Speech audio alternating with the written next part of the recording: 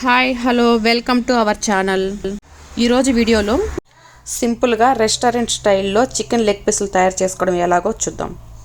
ఇక్కడ నేను 1 kg chicken తీసుకొని స్కిన్ అంతా రిమూవ్ చేసేసి ఇప్పుడు ఇందులో కొంచెం సాల్ట్ పసుపు వేసుకొని వాటర్లో 2 times వాష్ చేసుకొని పక్కన పెట్టుకున్నాను.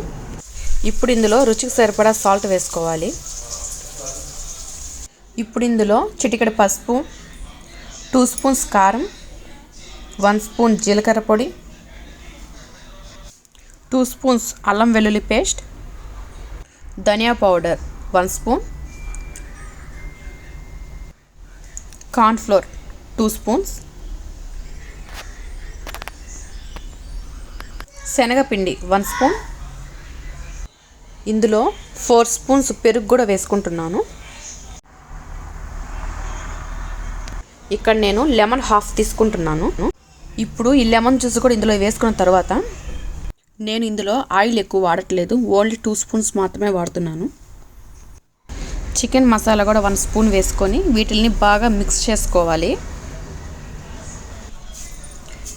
ఇప్పుడు ఇలా మిక్స్ చేసుకున్న మిశ్రమాన్ని 2 గంటల పాటు ఫ్రిడ్జ్లో పెట్టుకోవాలి.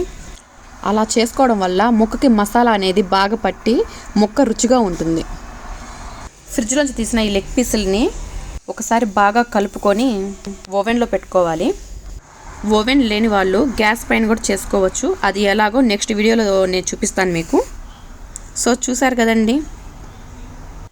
చూసారు కదండి మనకి ఇంట్లోనే సింపుల్గా రెస్టారెంట్ స్టైల్లో చికెన్ లెగ్ పీసులు ఎలా తయారు చేసుకోవాలో.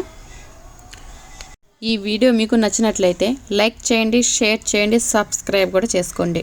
Thank you for watching.